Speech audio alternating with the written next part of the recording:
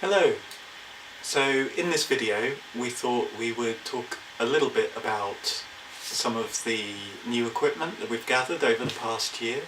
In our previous video we spoke about how far we felt we'd come in terms of our outdoor skills.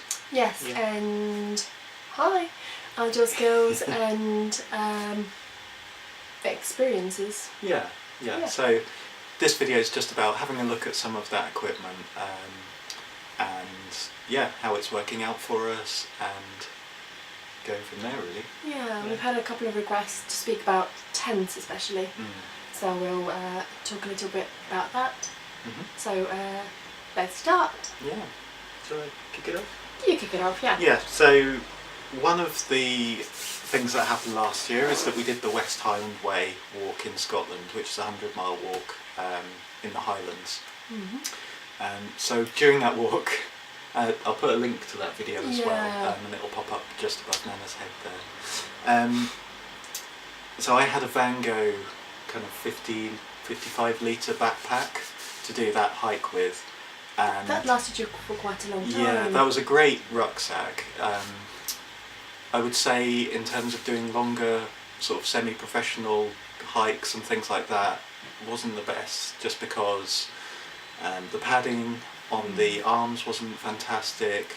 I'd overloaded it, but it just wasn't quite up to it. But I'd had that rucksack for about 15 years. We took it when we went interrailing. Yeah.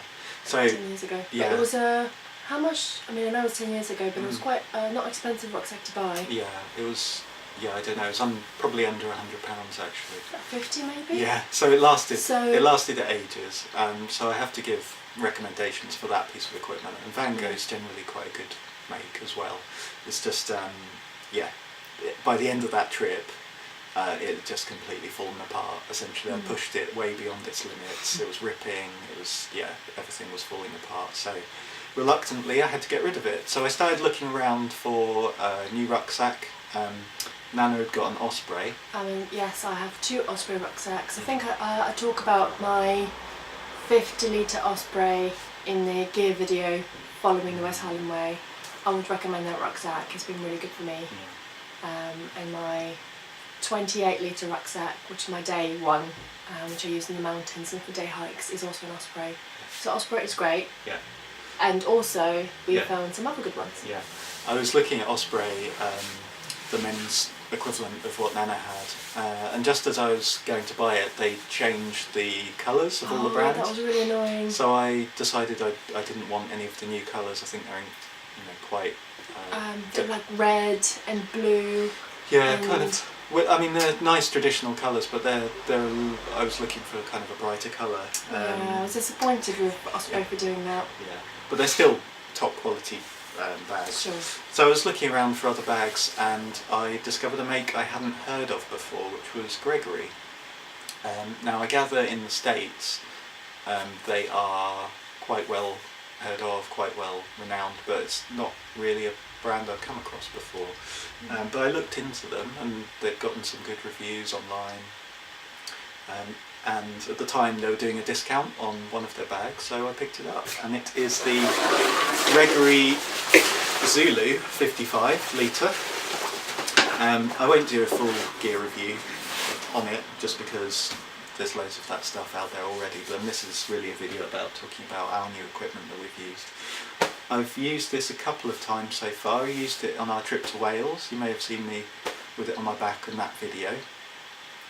And it was fully loaded there. I was carrying a tent, I was carrying cooking equipment, I was carrying clothes, wet conditions. It's got a pack cover for when it rains, but actually it kept fairly waterproof anyway, so I was really impressed with that. That was good. Mine didn't. Yours didn't, Mine crucially. didn't. Yeah. It's got really nice padded arms, which makes carrying even heavy loads, because it was still really overloaded even on that trip, and it was so much more comfortable. I hardly felt it actually, considering. So it's all padded around here. It's got all these little features like the pockets on the hips. It's got huge top pocket here, nice orange lining, which is appealing. And what else? So it's got a sort of front zipper as well, so you can get into your pack without having to delve right into it. And then just the usual features like the tent straps and, you know, somewhere for your sleeping bag. We'll talk a bit about sleeping bags in a minute. Mine was too big to fit in here, but it's possibly because of the sleeping bag I have. But I managed to get a sleeping mat in there. So yeah, overall, and I've used it on some lighter treks as well, just like as a day backpack. So it's a little bit big for a day backpack, but it didn't feel like it. It's got lots of compression straps, so you can tighten it up and it gets quite small. So yeah, a good all-round backpack I'm really pleased with actually, so glad I discovered them. That's that. Sleeping bags, since you mentioned it? Yeah, sleeping bags. Do you want to... Yeah, so I've had this for a while. It was actually a birthday present from Ollie 2 years ago. A very exciting birthday present. So this is my sleeping bag. So when you're storing sleeping bags, it's important that you don't squish them and store them in the same way that you would when you're hiking, because they lose some of their warm layer. The brand is Mountain Hardware. You can see that. Can you see that? Yeah, that's right. And it's a lovely colour. We love colours. So it's bright yellow in the inside. Here's Jasmine. Hello, Jasmine. And this lovely, what would you call that? Turquoisey. Turquoisey, yeah, turquoise, with a nice little pocket here. Things you might want to store in the night. So sometimes I store my earrings if I forget to take them off before going to bed. Yeah. It's a bit too small for my phone, but could fit a smaller phone, couldn't it? You could do, or a watch if you want to wake up anything. Batteries if it's cold. Yes, batteries if it's cold, because they'll stop working. Yeah. So this is the female version. I am 5'9". Yeah, well, I know it in centimetres, 161 centimetres, so that fits me. I'm quite tall, so that fits me quite nicely. It's fairly warm, so it's a 3-season sleeping bag, so it's fairly warm for summer actually, but it's really nice for autumn time, springtime, and I believe it goes to, I think it was -4 degrees Celsius. So I would, yeah, I would really recommend this sleeping bag. Not sure how much the price kind of varies, so it's not really top end, but it's also not a cheap one, so kind of in the middle. I can squish it down and fit it in my Osprey sleeping bag pocket, which is the same one as your Gregory pack, with some difficulty. Actually quite a lot of difficulty, but it does work, and I have compression straps on my sleeping bag, which I use. So this is my sleeping bag. I would definitely recommend that. Yeah, Mountain Hardware's good, isn't it? It's a good brand, yeah. So I also needed a new sleeping bag recently because, well, we were gearing up a bit for some colder weather hikes. And my typical story of just having the cheapest kind of hand-me-downs or gear that just wasn't up to it. I had a kind of 1 or 2 season sleeping bag that I borrowed off Nana, essentially. Which was purchased when we did our interrailing Europe trip. Yeah, so I mean, 10 years ago. It was fine for the odd bit of camping here and there, but I needed extra blankets and all sorts of things. So finally kind of investing some money in some new gear. So I was shopping around for a new sleeping bag, kind of 3 season, similar to Nana's, and again came across a make I hadn't heard of before, which is Zaho, and they are... Zaho? Zaho, I don't know. I did check out a video and it did say Zaho. Oh, did they? Okay, but that might be wrong. Did you say they were... I believe they're a Czech brand. Potentially. Sorry if we're wrong. And yeah, so I ordered this and have been really pleasantly surprised by its quality and warmth. I've tried it out in the cold weather in the recent Wales trip so far, and I have squished it up unfortunately, but it compresses down quite small. And yeah, bright yellow, very warm. It's also insulated in kind of all the right places across here. It's got a little foot compartment down here to keep you extra warm. It velcros up around here. The hood is nicely fitted, keeps you warm around here. It's got an inside pocket as well, so for keeping things warm in the cold or keeping you know, anything you might need. So I think, did I put in there? I might have put my glasses in there one night for after I've taken my contacts out, so you can just shove them on in the morning. And also it can fit my phone as well, which is useful. Yeah, tightens up, so yeah, brilliant to have something that keeps me warm at night without having to pack extra blankets and all the rest of it. Not the lightest and not the smallest, so it might be that if we're doing longer summer hikes, I invest in something more lightweight that packs down a lot smaller, because I mean, we're talking like it's packing down to sort of that sort of size, and you can get ones that pack down like tiny sleeping bags. So, you know, it's all kind of a learning exercise for us, but it is. And there are some tricks comfort with and warmth at the moment. Yeah, there's some tricks with keeping extra warm with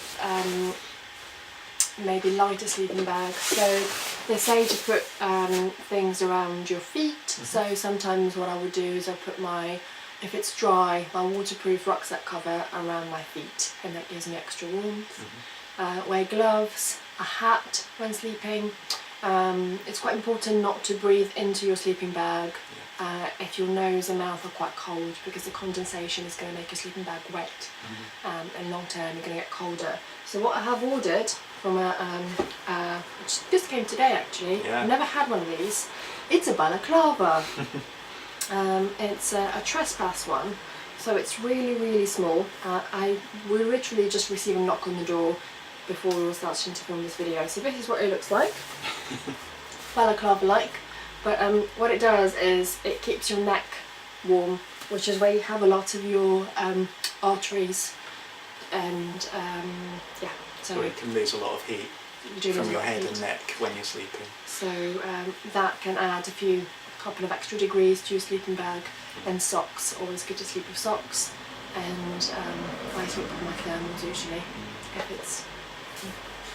The other thing that really helps when you're trying to keep warm at night and comfortable, I'm not going to bother unpacking it because I won't spend too long talking about it. It's not the most exciting bit of kit, but it is one of the most kind of crucial bits of kit. It's an inflatable roll mat for going underneath you while you sleep. So again, I've been managing with either nothing or blankets. Which I wouldn't recommend. No, or a rubber unroll mat, like a traditional kind of camping mat. This is an inflatable one, so a lot lighter weight, packs down a lot smaller. I think it goes a little smaller than this, it's just how it's rolled up at the moment. Again, this is a Zaho one, and it's the Zaho Explorer LT 2.5 regular. And it's the perfect size for me, so when you get them you have to check that you've bought the right kind of length for your body and the right width. What's also good about this one, apart from it's another nice bright orange colour, is that it's got a kind of slightly rubberised bit in the middle. So once it's inflated and you're lying on it in your sleeping bag, you're not necessarily slipping off if you've camped on a flat piece of ground. So it's good, because I understand that with other camping mats you can kind of slip around a bit. Like with this one. Yeah, so it's a nice touch. This is nice, it's mounted equipment. I didn't want to spend £150 on a mat. There are some better ones out there. What are they called? Thermarest. I wanted to buy a Thermarest. They're really lightweight ones. When it comes to buying a rucksack, tent and other bits and bobs, spending £150 on the lightweight Thermarest mat is kind of out of the question. So this is about 60. It's not as lightweight. It's green. It does its job because it's insulating, so I won't get hypothermia during the night, which is the risk you get with not using a mat when sleeping. It's fairly heavy actually. It's a couple of 100 grams. Oh yeah, no, we're about the same. Similar, yeah. And it's quite bulky, so I will invest in another one long term. The good thing about this is you use your own breath to inflate it, as does Ollie's. Yeah. You don't have to bring any paraphernalia along with you. No. You can get bags that help you inflate it, because they say that if you're breathing into these mats too often, you can build up kind of condensation and mould inside the mats, which eventually breaks it down. With some more than others. Yeah, exactly. But at the moment we're just using kind of self-inflation methods, aren't we? So that seems to be okay so far. Yep. As long as you're kind of squeezing all the air out afterwards. Yes. So, Cool. moving on, Yep. shall we talk about The tent. the tent? Yes. So, you may have seen the old tent we were using, which was an Apollo storm shelter tent. Which they don't make anymore. Which they don't make anymore, and we were wondering whether it's like an old Vango before it was Vango or something. Not sure. It's a similar kind of That's lasted brand. you well. It's lasted you how many years? I had that tent since it must have been a good kind of like 15 years or something. So it's good. But it was starting to break down. It was. There was holes in the actual bottom of the tent, and the rain fly, despite waterproofing, was letting in water. It was just, it was finally giving up. It was dripping on my head during the West Highland Way. It's time for me to. Yeah. We had our eye set on a Big Agnes. We saw it discounted because that's the lightest end. But on full price, you're looking at £500 for a tent. Eek. Which is quite expensive. Yeah. So we went in the end for an MSR tent, which is also an American company. I wanted to go for a 3-man tent because as much as we get on and we don't mind sharing a tent, I actually wanted some space, more space. So we went for a 3-man tent, and we got an MSR Elixir 3. So the weight of this, let me check how much it was. It's not the lightest one, but it's not too bad. It's fairly similar to a normal 2-man tent. Yeah, so this is a 3-man tent. I think it was just slightly heavier than our original 2-man tent. Yeah. But obviously a 3-man tent, and it is spacious as well, isn't it? It's really so we've spacious, lovely. Loads more space around us and at our feet, but also above us as yeah, well. so I can get dressed sitting upright like I can now without hitting my head. You can actually kneel in this tent without scratching It's the top. great. It weighs at the packaged weight, so the entire weight weighs at 3.19 kilograms. What can we say about it? We've slept in it for 2 nights. One was at the top of a hill with kind of 40, 50 miles per hour winds. Yep. It did feel like the whole tent was going to collapse. It was bending kind of inwards at one point during the night, but it did. It was fine. It held up. It held up. No broken bits, no bent bits. Yeah, and it's also possibly to do with how we pitched it as well. So we didn't initially put the guy lines out. No, you should mistake. always do that. Mistake. But we did halfway through the night. Yeah, exactly. I'm not going to unpack the whole thing. It does come with a what's it called, ground sheet included. Some tents don't for some reason. No, and often that's like an extra 60 or 70 quid on top, talking about Big Agnes as well. And with this one it's included. So the ground sheet is a bonus. What else? It's a self-supporting tent, so that means that when you put the poles, it will stay upright without having to be pitched into the ground first, which is really useful. The colour is a nice grey-red, and the fly sheet on top is dark green, which is nice for being fairly discreet if you don't want to be seen camping too much. In terms of price, so it's I say it's mid-range for tents, but the figure itself does seem quite expensive, so we're kind of getting used to this, that actually outdoor gear are kind of extortionate. So this is about £300. Depending where you get it, it's worth shopping around and seeing whether there's any good places where you can get a discounted price or reduction, or reduction. or a sale So or something like that. with some shops they'll give you reductions if you're a student, if you work with the NHS, if you're a National Trust member, if you're a British Mountaineering Council member, or if you are a member of the Mountain Training Association. So I got this discounted through the Mountain Training Association because I'm a member there. But it's worth bearing that in mind. They don't necessarily advertise that. And also some shops will give you a price match, but they don't advertise that either. So if you see something like on Amazon, and if you'd like to support a more local shop, instead of buying it from Amazon, then you can ask them if they do a price match, and they might be quite flexible. So just briefly before we kind of move on from that, you'll see us pitching this in other videos, so you won't see that in this video, but we'll include that in another one, I'm sure, when we're camping. It does pack up quite considerably smaller than this. We've just kind of crammed it in, so that's worth bearing in mind. The other thing I would say is this outer cover here, if you're out in the rain, that's not going to be waterproof. So what we did, we packed it inside a rubble sack, like a big thick garden kind of bin bag thing. Which is a cheaper alternative to buying the waterproof sacks, which cost £20. Yeah, like a rubberised sack. But yeah, so that's something to bear in mind. It's fairly easy to pitch. I'd say it's quite difficult to pitch by one person, so it was much easier by two. To do it with two. Onto that, I want to briefly say that I'm going to my Mountaineer training in a couple of weeks, and so I thought this will be way excessive for one person, which is a bit of a shame because it's a really nice tent. So I wanted to buy another tent for myself, but I didn't want to spend £300 just for myself, so I was looking for a cheap tent, which isn't too cheap. In quality, withstands the winds, it's a mountaineering tent. And so I came across the good old Vango. So this is the Vango Banshee 200, so it's for two people, but from all the reviews that I read, it's actually really small for two people. So I haven't used it yet. I've pitched it in the living room. It does say 7 minutes pitching time, but it can be considerably less than that. I can't review it now, apart from say it's about £100–150 tent. Sometimes you can get it for cheaper. It's the tent that's recommended for Duke of Edinburgh, so it's quite decent. Yeah, pretty good quality. And it's also green, and it holds up to winds because it's got nice straps. So I spent about 6 to 8 hours researching before I bought this.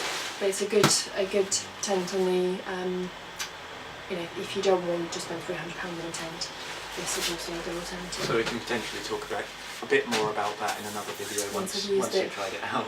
See how it stands up. Do you want to talk about the other bits here? Yeah, we can talk about the other bits here. Should I mention my boots? Yeah, sure. I am a fan of Scarpa because they fit my feet really well and they're quite comfortable. It's an Italian brand, and Scarpa means shoe in Italian. So these are my winter walking boots, which I needed to fit on the crampons. They don't come cheap, and they're actually much more expensive than the summer walking boots. So we're talking £200, £250 for a pair of walking boots. They are Gore-Tex, and they have non-flexible soles, which means that they fit in your crampons. They're really good for winter walking in snow. They don't slip as much, and you have a nice kind of rubber sole. I find them slightly more uncomfortable than my summer ones because this doesn't bend. So we wore these in Wales as well, You have anticipating. You have the male version of these. Yeah, I have the male version, or a similar one. Yeah. It's the same brand, Scarpa, because I also get on very well with them. So when we wore these in the Cairngorms and it was very snowy, fantastic, because like Nana says, they fit the crampons, but even if you're not wearing the crampons, the firmness of these heels, you can cut into snow and not slip as much. Yeah. Brilliant. We wore them in Wales. Now, they're really great mountain boots. However, if you don't need to kind of walk in snowy conditions, then suddenly you're facing quite a hard boot that you don't necessarily need in those conditions. so it was a little uncomfortable at times, I found after a while. And for that I'd rather wear my kind of three-season boot, which is the kind of summer and autumn, sometimes even, well, I say spring and autumn, but sometimes summer as well boot, which is a lot more flexible, more like a regular boot, walking boot. They do have really nice ankle protection, which is good. Yep. So yeah, these are a good piece of kit. Next, should we talk about coats? Yeah. So we're going to do another video talking about how to layer, what to wear when you go out for walks, what to wear when you go out for walks in the hills and the mountains. Not necessarily like full-on mountaineering, but just like hiking in the mountains. Yeah. So this is my new purchase. So this is a Rab down jacket. I've wanted one of these for a few years. They are not cheap. So I got this, I was quite lucky and I came across a discounted last season one, brand new, and I paid about £100 for it compared to £200 if you buy it in a high street, well not high street, no, outdoor high street shop. So it's a down jacket, so this is made from the down feathers of, I think it's ducks or geese, I'm not sure. Sometimes it's mixed up. The reason why I went for Rab is I wanted to support a local brand. So Rab is a Scottish brand, so they know their mountains. Well, he knows his mountains. Rab is the name of the man who set it up. Also, this one is made, where did I see it was made? In Indonesia. But, so I thought it was made locally, but it's actually made in Indonesia. But when I went on the website, they have assurance that full wages are paid to everybody, so we're not dealing with modern age slavery, which is really important to me. They also have assurance that the down, which comes from the animals, is done after they have been killed, not while they're still alive, and that they have assurance that their lives have been good. So that's also really important to me. So it's not only that you get a really quality item of clothing, but they're aware of the kind of ethical considerations of making kind of garments like this, and hopefully can kind of get a lifetime's use out of something like this. So it's brilliant. When we started walking, you can probably see back in our previous videos, we were wearing kind of off-the-shelf high street kind of quality coats. Now the one I have certainly kind of kept me warm, but you know, when you're on long hikes, it makes you very sweaty.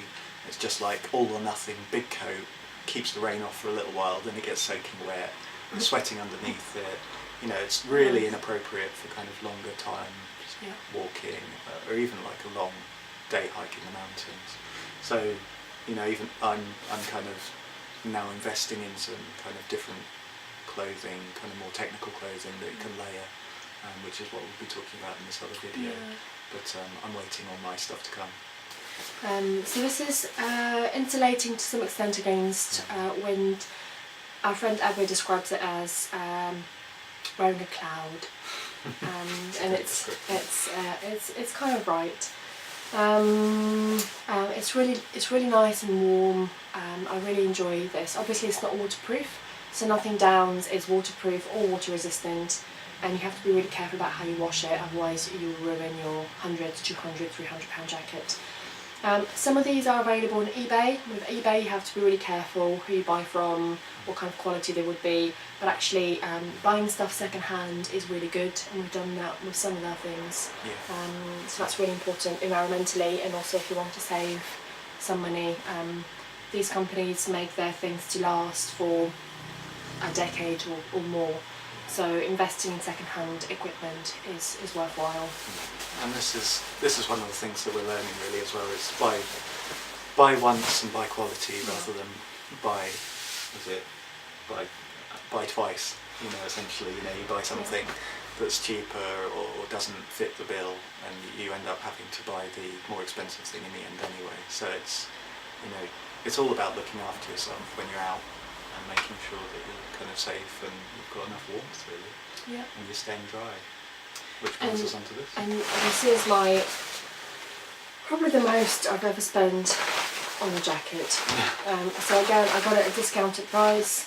Originally, this is a Montaigne hard shell waterproof Gore-Tex Pro jacket.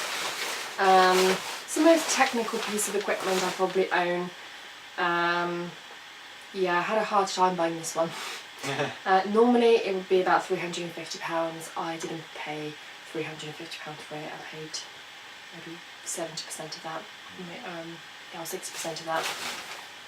So this is waterproof, properly waterproof.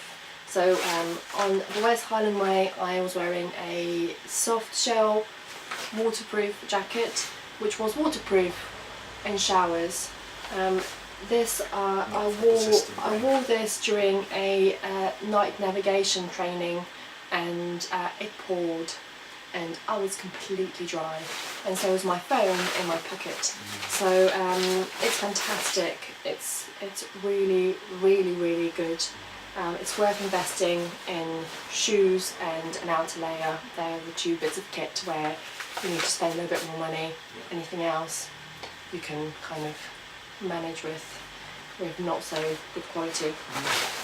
It's got a stiff wiry hood to keep the rain off you, adjustable straps, pockets everywhere including internal pockets, and it's got some vents under your armpits when you get a bit too warm, when you need to get some air in. Fantastic jacket. So yeah, I would definitely recommend it. Okay. And then we've just got a couple of new additions that have just come in this morning. They have come in this morning. Wow. Actually we haven't looked at this yet. We just this will be our first unboxing of it. Excitingly. Yeah. So this is a cooking set. So we had the cooking set that we've been using for the last few months is the Army Surplus mess tins. Yeah. So you may have seen them in one of our West Highland Way videos. Yeah. I'm not sure. £10 from an Army Surplus shop. Yeah, all dented. It's brilliant. Yeah. I do like used things. And they've done really well. They've done us fantastically well. However, they were a little bit on the heavy side. Yeah, so for hiking, not ideal, but we may use them for camping still. We're not going to get rid of them. I think. No. Or if we want to get rid of them, we'll give them to a charity shop. Obviously, we don't throw things like that away. This I bought yesterday. No, day before yesterday. It came really quickly. For £10. So, first time unboxing it. Ta-da! What have we got? So, what's your my initial? god, it's really light. Yeah. It's so light. What was it, like under 100 grams? Like 70 grams or something ridiculous? I'm not sure, about 100 grams. Yeah. It comes with its own little net bag. What's your initial impressions as the size? I like the size, so it's for one person. The brand is Overmond. Oh, it's okay. The handles look a bit cheap. So metal handles with a plastic kind of rubbery bit. So obviously you need to be careful on the So I'm already flames thinking, yeah, flames. Not good about the flame. Yeah. But actually you're going to be using this on a small gas stove, so all the heat should just be focused around here, which should be good. So it's a litre, so you can definitely boil some water in this. Yeah. Maybe cook. I definitely can cook. Can cook pasta, boil water for something, make soup. Yeah. And this is the lid, but I bought it because I thought instead of bringing my metal cup, actually I can drink coffee and tea from this. Yeah. So you're essentially cutting down on not only the heavier mess tins, but also a mug and maybe even another container. So you're kind of, it's weight really, isn't it, that you're cutting down on? Mainly weight. And then also the gas can fit inside here, which we couldn't do with the mess tins because they're the wrong shape. Yeah. So the gas bottle can fit in here and it should be alright. It's okay, I mean I haven't used it, but looking at this, the mechanism looks alright. So it says it's aluminium. It feels pretty hard, feels pretty strong. I think it might end up with a few dents here and there, but it's not going to crumple or anything like that. It says it's non-stick. The reviews were not sure about the non-stickness. Oh really? But it's okay. For It what doesn't really matter. you need to cook in it. And I suppose the other thing is you might be able to pack the stove. That's what I said. Yeah, the gas. Oh, The stove as well. The stove as well, actually. I don't inside. know. Potentially, one or the other. So that was the one. Yeah. Yeah. Why not? Great. And what else did you get? Oh, I got a hat. This is my silly hat. My sun hat. So I've looked at these, and they are. This is again actually a few pounds. It's bright yellow, which I really like. It looks pretty silly. It's got this toggle cord thing, which I wanted, so that it doesn't blow over in the wind like some hats do. For some outdoor hats, when you go to outdoor shops, guess how much they cost? They cost £70. £70 for a hat. £70 for a hat. This is £4. I know. I don't know if it's got UV protection. But it might not. But it looks like it might be slightly waterproof as well. Slightly waterproof, yeah. Like so for a summer shower. it's not as technical, but actually, you know, it will do at least for now. Yeah. I don't want to pay £70 for a hat. So, and I really like this toggle bit. It was really important because once it blows in your head, it's gone. So I think, one more bit. One more exciting bit. The most exciting bit. A wild camping toilet trowel. Woo! It just came, so it's actually very, very clean because it has not been used. Yeah. It's made of plastic. Yeah, hard solid plastic. Solid plastic. But yeah, not bending. Please don't break it. I don't think I could. Well, I could, but I don't think I'm going to just by doing that. It's really solid. So good for digging. You said you were a bit surprised by how much bigger. Yeah, I thought it was going to be smaller. Yeah. It's quite big. It's really light. It was 55 grams, I think, yes. or maybe less. I think it was probably one of the lighter ones that you could get online. Yeah, and also cost about £1.80. Yeah. No, maybe a bit more. I'm not sure, but it was about that. There was a whole variety of them that you can get. Some are super duper wild toileting trowels, which cost like £30 to £40. Some of them you could fold backwards, but obviously when you fold the handle into the digger bit, you have to make sure that what you are digging is just soil. And also with some, you can open up the handle container and store your toilet paper inside. So there's some clever things, which is clever. Obviously, the reason why we're bringing this is to raise awareness that these exist, and also that don't contaminate environments with human waste, because it's environmentally dangerous and you're making somewhere non-fit for purpose, so other people have to avoid it, and you can get really dangerous diseases. So make sure you dig a hole and bury everything. Okay, so there we go. Yep, that's everything. Yeah, so we've accumulated quite a bit of gear over this last year, and there are some other bits that we haven't spoken about today. But if you'd like to hear any more about any of the things that we have looked at today, just leave us a comment below, like and subscribe, that always helps. And yeah, we can kind of fill you in on those details. We've also got a clothing video coming up, which I mentioned earlier, so we'll talk a bit more about that. Hopefully I'll have some other clothes to show you at that point as well. We've got some winter equipment that we can talk some more about as well if people are wanting to see that. We've got crampons and ice axes. Yeah. Lots of people like us were confused about crampons, the highs, the hows and the whys of how to use them, when you'd use them, how you fit them, why they're needed. So we can talk about that, and also how to use ice axes, why they're so important when you're winter walking. So yeah. That's it. I think that's it for our little gear video here. So yes, with my environmental head on, the gear I've purchased I intend to use for a decade at least. Yeah.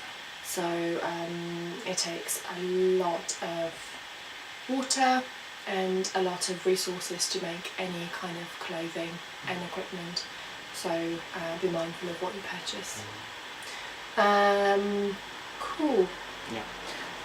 Just want to say as well that all the things that we've spoken about in this video We're not paid by any of Oh, these no. companies. It's not a sponsored video or anything like that. It's just a chance for us to take stock of the ways in which we've kind of changed our gear setup and the way in which we do things, and to kind of let you guys know about different brands that we've become aware of.